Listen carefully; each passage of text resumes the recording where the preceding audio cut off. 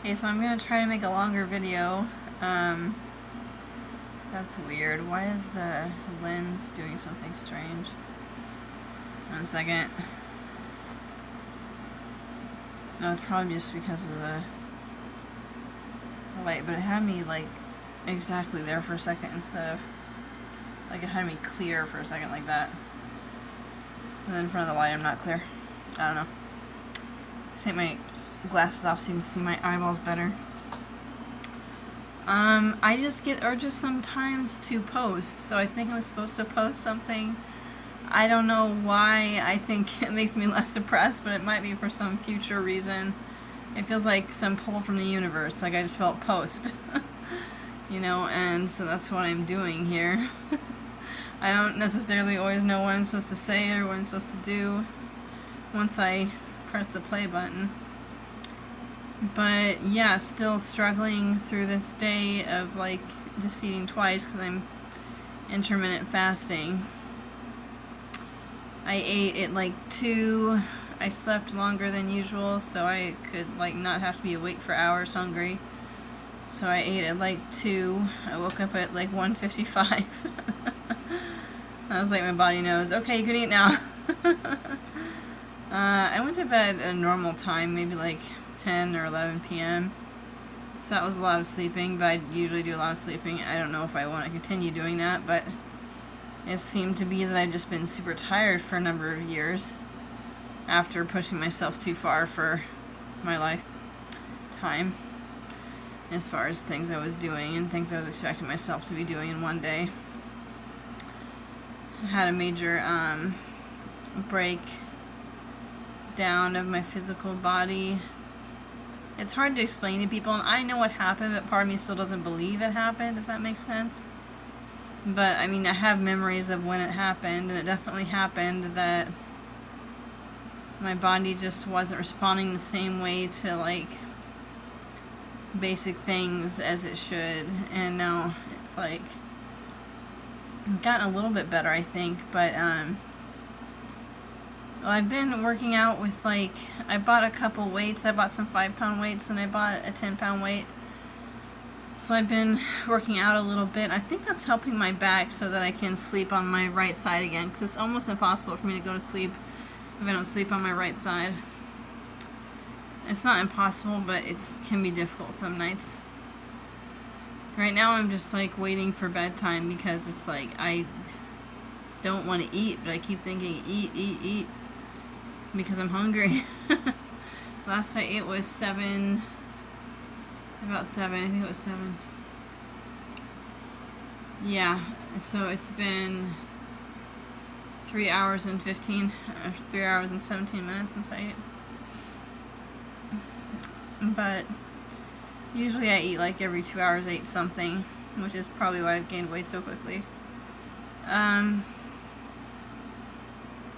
So this is different. I fasted once before and I successfully fasted and lost 30 pounds. Sorry, my phone said it's 15%. So I like that my hair is curly.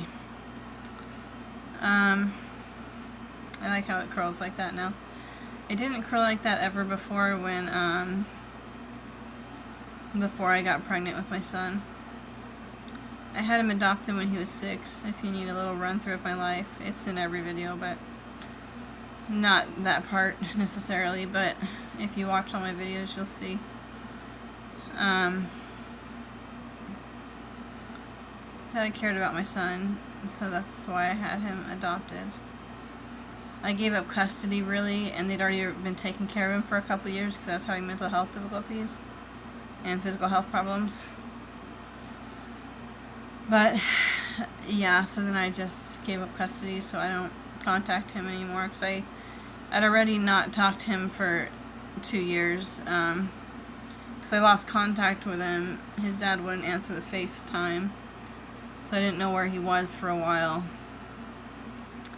But he had been taken to CPS custody, and his family had picked him up the first day he was there, so that's good.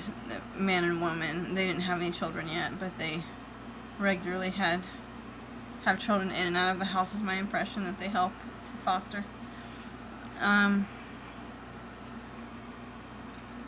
Anyways, I hope my son's doing fine. I bet he's doing better than me.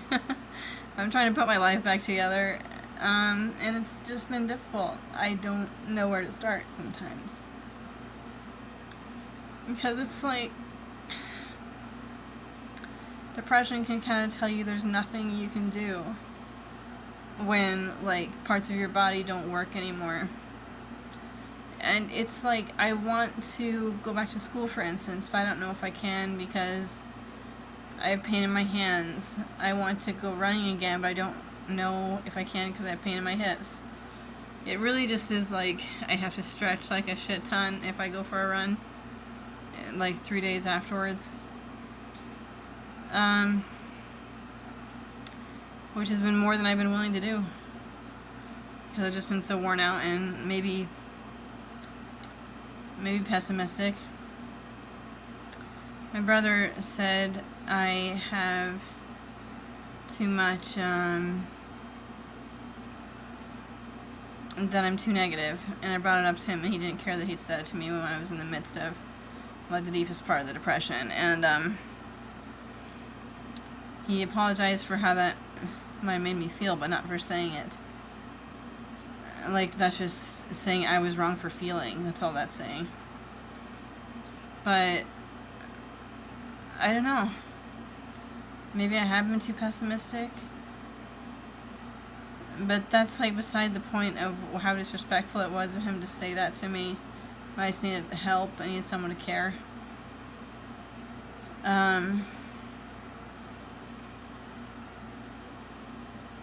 It's like the least understanding thing you could do, if that makes sense. People don't talk about this, but you don't say to someone who's struggling with major depressive disorder, like, that they're too negative. That's what someone tried at the mental facility that I used to go to. I stopped going there because this guy said that to me, and he said I was being, like, not very positive or something when I was, like, broke down to him about how I was feeling. And it's like, what the hell? It's like, what is wrong with people? Like, can't you just be there for someone who's struggling? You have to tell them they're thinking about it wrong? It's just such a, like, bypass of the actual situation. And I'm just disappointed that that's even, like, in vernacular that people can do that and get away with it. Could just, it hurts so many people. But, yeah, that's it for this video.